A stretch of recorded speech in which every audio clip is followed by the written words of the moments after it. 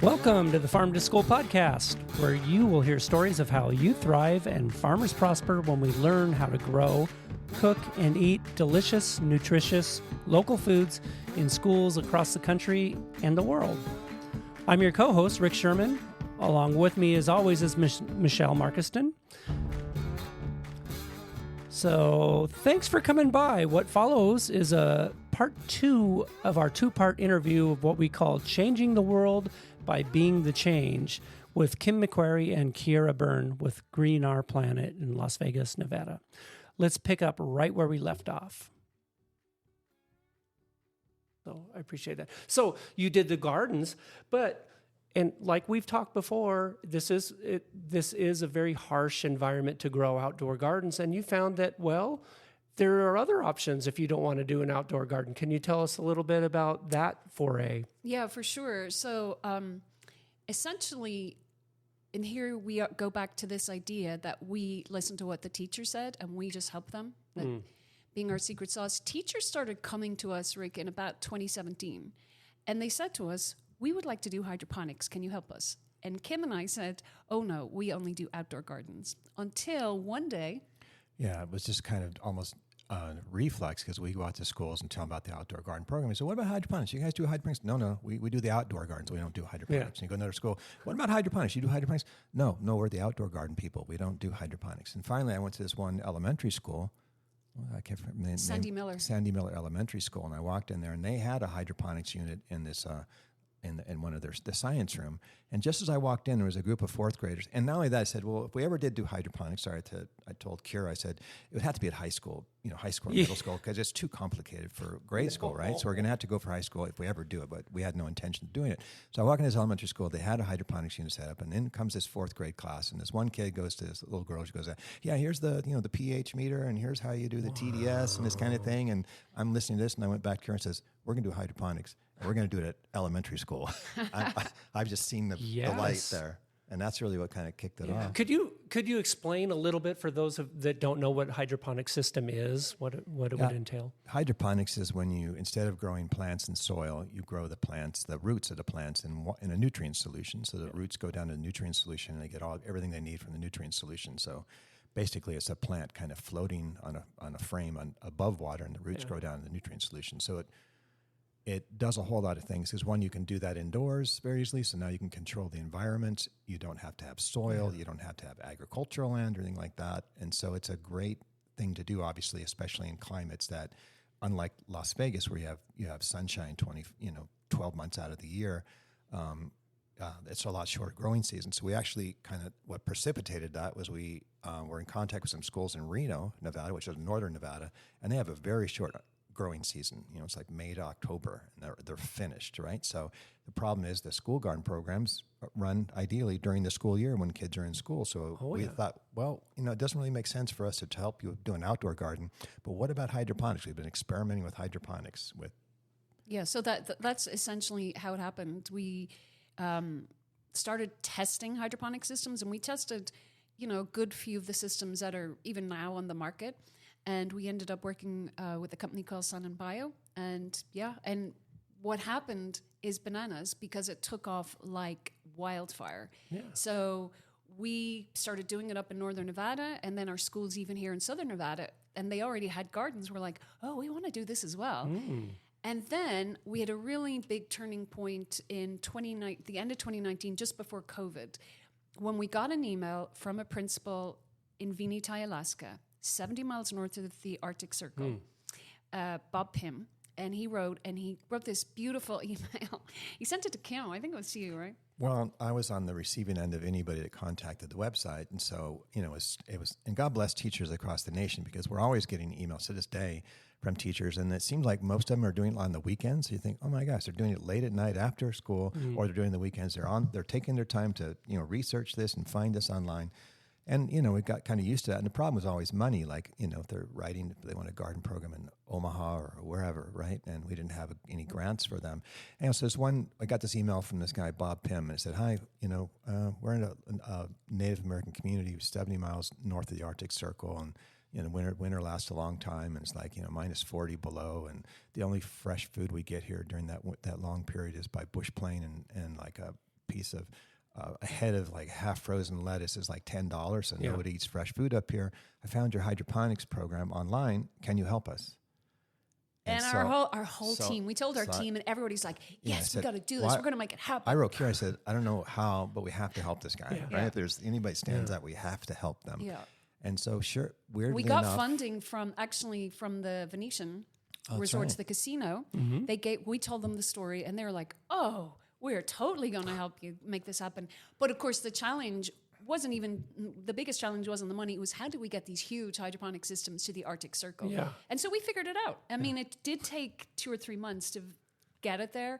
But once we did, it was amazing. Yeah. And to this day, the kids, there's 58 kids at John Fredersen School in that community, and they are growing the fresh food for the entire community. It's a very small community, 200 people. And since so much of Alaska is rural, the teachers and, they talk to each other. So within a year, there's only 5 schools in this whole massive district area. Within a year, all those schools had hydroponics. We started bragging. We're working with entire districts now. I saw your map. There was a lot of activity in that on the North Slope up there. Yeah. So it's obviously hydroponics is an awesome solution to Alaska weather, and also northern Nevada and some half of the United States during wintertime. Yeah, and some of the neat things about hydroponics, I mean, I've seen hydroponic systems that take up an entire classroom. I've seen the rain gutter style that are against a wall. I've seen like right in your lovely home, there's 2 countertop models right there. So you can, depending on your space and your needs, you can adapt to what's going on. Do you do anything with aquaponics with a fish or tilapia yet or anything like that? And no, mainly because one of the amazing practical positive things about hydroponics is that teachers can use it all year. Yep. And then the end of May, they harvest, clean it out, turn it off, go off for the vacation. Perfect. Right? As opposed to here in Las Vegas with our outdoor gardens, we have an awesome farming team of 12 people, and they work all summer keeping the outdoor gardens going, harvesting the food, giving it out to the community. Because, you don't want to close down the outdoor garden. It's too hard to get it back up and running. It happens, yeah. Right. But so hydroponics are very efficient. But with aquaponics, obviously you have fish. So you get to the either vacation period or end of school year, go, what are you going to do with all the fish? Got to keep them alive. Yeah. So that just a complication. Okay. But we'd love to do that, but that's the reason why we haven't. Okay. So you talked about the Alaska program, but I happen to know, and you started out here locally in Las Vegas. So you talked about Alaska, but that's not the only state where these have gone. And there's opportunities for people to get these. Can you tell me about that a little bit? Yeah, sure. Part of the COVID story for us was that we realized with the hydroponics program that essentially what we had done is we had created some best practices around a hydroponics program. We had a curriculum, it had videos, it was all to next-gen science standards, we had nutrition, entrepreneurship curriculum, and if we could share that with teachers anywhere in the country, they could do our program, whether they had their own hydroponic systems or we could just ship them systems. And so that's when the kind of light bulb went off for us, like, oh, wow, we're actually an ed tech company. And so we are now 100% online since COVID, and we built a Magic Garden portal, and in that portal, whether you're a 6th grade teacher, 1st grade kindergarten teacher, you go into the portal, you can access all of your curricula for your grade level. And that has really brought teachers together because there's a Facebook type feed in there where teachers are sharing their failures, their successes, and then, they're doing you heard them yesterday at the farmers market, they're doing all kinds of cool things that we have nothing to do with, right? Yeah. That they're able to share with other teachers across the country. So we're building this community, we're giving them the content they need, and then we're also training them and supporting them and coaching them. And I would say the same thing has happened with the outdoor garden program because, for the first 6-7 years, we did mainly that in Las Vegas and built those 200 plus gardens. But the question is, well, how do you scale that, right? And how do you work with other schools? So we started to have cities or satellite to Las Vegas, like Pahrump is about an hour away, Moapa is about an hour away, and Mesquite. too far for any of us to drive out to. But they already had gardens. Well, actually, we built a garden in Pahrump, but in Moapa already had a garden. So we experimented. This is, I forget when this was, but some years ago, about working with them online because, again, having best practices, like what do they really need? They need a curriculum. They need to know how to take care of their garden. They need to know all the things that go into a good school garden program. So rather than have them try to reinvent the wheel and maybe stumble and not know how to form a garden team and all that kind of stuff, we started working with them online. And we call that program, which is now expanded across the states, the Garden Connect program. So we've kind of packaged all that best practices to work with schools anywhere in the United States that has outdoor gardens, right? They get the curriculum, and they get the virtual academy videos, they get just Training, all training, coaching. they get access to the Magic Portal, all that kind of stuff. So there's those twin programs. And when we have grants, we often subsidize those schools that apply for them. And depending on where they are geographically, if they're kind of like have a long growing season outdoors, we'll give them a grant for the Garden Connect. If they're more up in the northern half of the United States, we encourage them to have a hydroponic grant, right? So they can have those available during the school year. Okay, and so how does one go and find a hydroponic grant? Do you go to greenourplanet.org? Go to greenourplanet.org and there's Contact Us button. Yeah. Click on that and it says, tell us what you're interested in. So you can be interested in the Hydro Connect program or Garden Connect or both. I mean, a lot of schools are interested in both. Okay, good. Kim and Ciara, you've come from nothing to where you're at today, and you're continuing to grow. Where do you see yourself going in the future with this? Our team got together last year and we created our vision for the next 10 years. So by 2033, our goal is to have our programming in 10,000 schools, which is 10% of schools in the United States. Wow. And in order to do that, we need to obviously raise a lot of funding. And so we have created an interesting model, I would say, that I don't believe has been put into practice before. So essentially, the vision is, let me just kind of give you a quick 2 cents look back, right? When you look at the history of school garden programming in the United States, it's been around for a very long time, right, Yes. Rick? World War I, yes. Yeah, absolutely. Victory and even Gardens. Victory Gardens and even before that, Yes. right? Yeah. So it's been around for 100 years. Yeah. However, when you look at what happened over the course of that 100 years, predominantly programming was done locally at schools, was done by local nonprofits. And really, it's since COVID that unleashed this potential for organizations like Green Our Planet, like Big Green, like Kids Gardening, because now teachers are absolutely comfortable and happy to be accessing all this kind of programming online, right? So suddenly, we've gone from very local oriented programming to being able to create this and work together to build a movement across the United States, which I believe only empowers us because it allows all these organizations to really come together and align ourselves to create a national voice for school garden programming. Sure. And so our role in that, we feel, is to empower at least 10,000 schools. And there'll be other organizations, helping the other 90,000 schools that are in the United States. And to do that, what we realized was when you look at the funding for school gardens, historically, it's actually been extraordinarily low, and it's always been very hard, even for local nonprofits, to be able to get enough funding to get every school in their school district funds, right? And so when we look at that, we're like, okay, we're going to diversify our revenue streams. So our first revenue stream is philanthropy, which we'll continue, but which we don't see growing large enough to support 10,000 schools. It'll help, but it won't be the whole thing. It won't be the whole enchilada. So the other 3 revenue streams are, number 1, at Green Our Planet, we recently hired a sales team, and this sales team is working with private schools, with charter schools, who can actually afford to pay the full cost of our programming, and with a little profit in there so that we can then use that profit to help other schools that don't have the funding, right? But that's still not enough to get to 10,000 schools. So then what we also did was, thanks to the Andre Agassi Foundation, who funded all our filmmaking during COVID and also since then, we've created a for-profit called Green Our Planet Studios, which is run by Kim, and another for-profit, Hydro Health. And so they are the other 2 revenue streams that are going to help Green Our Planet get to that next level. And Kim, I'm sure, would love to talk about those. Yeah. So and I would like to give a shout out to the invention of the internet, which also facilitated this, because yes, school gardens have been around for 100 years, but needed the internet to be able to have a platform there. But it took a while for that to catch on. So all those things had to come together to allow you to do it online. But yeah, so we created two spin-off companies. One is Hydro Health, and that occurred because corporations, local companies started coming to us and they saw the school garden program and said, is it possible to put one of these units like in our company? Because I think our employees would like it. So, well, again, it's kind of like that knee-jerk reaction about the kids wanting to have hydroponics. No, we don't do that. We just do the schools, right? Well, how about another company would come and say, hey, is it possible to have one of those units? No, we don't do that. We don't work with corporations. We're a bit Finally, slow, Rick. Just a little bit on the slow side. So finally the light went on. So, well, you know what? Let's try it. We started with Switch, actually. We set up a unit for where we were housed there. They gave us a free office space for quite a long time, and the employees loved it.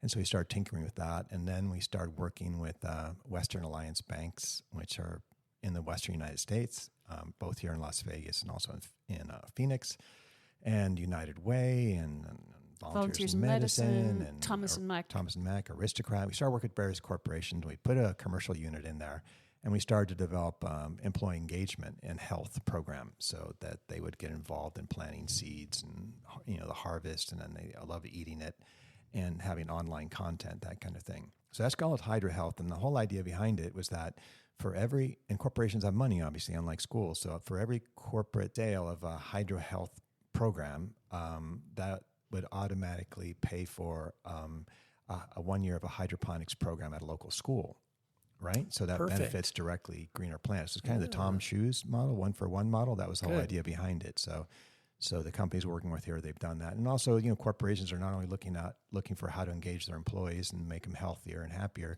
but they're also interested in how do they, integrate with the community? How do they have a good presence in the community, and how do they let their employees know that? So that's been very popular.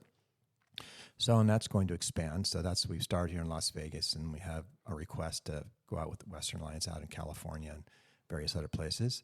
And the other company we spun off is Greener Planet Studios, which was the film arm of Greener Planet, the nonprofit. Now we've created a for-profit, and it does a couple things. One, it allows us to spread the Greener Planet brand, and another thing is it allows us to expand beyond the fairly narrow mandate the IRS has for the nonprofit, which is conservation education, basically, and allows us to make educational films in subjects like financial literacy and social emotional learning, which we're doing, and also we're doing STEM and that kind of thing. So it gives us kind of a broader, we can do whatever in education for that. So, and a portion of those profits goes back to Greener Planet, the nonprofit. So that it became official, I guess, about a year and a half ago, became a corporation. But since then, we've done at least 100 educational videos. Both we expanded Greener Planet's middle and high school hydroponics programs. We wrote all the curricula for that, and also did all the films for that go in with the lessons. And then we're working on financial literacy. We're working on social emotional learning, conservation. We're doing all kinds of video content creation. Okay, fantastic. Wow. And I think of my life in the farm to school movement, and we've done that before too. We have the Harvest for Schools program, but there's a lot of people, like you said, well, we're a bank and we think this is great too, but to get that message, no, it's only for kids, but of course you can participate in this too. But we've had the movement being changed at times. We still like farm to school because that's the message, that's a brand, like you said too. But you can certainly bring that message out to the rest of the world too. So, wow, that's really great. Well, you guys, thank you so much for allowing me to interview you and get a glimpse into your world. And just thank you for being available. I really appreciate it. Thank you. Thanks for your interest and your unwavering support since pretty much the beginning. I'm always there for you guys, always. So I will have links to all the things we talked about, including greenourplanet.org in the show notes, and as well as all the other fun tidbits we've talked about. So thank you so much. Thank you, Rick. I appreciate it.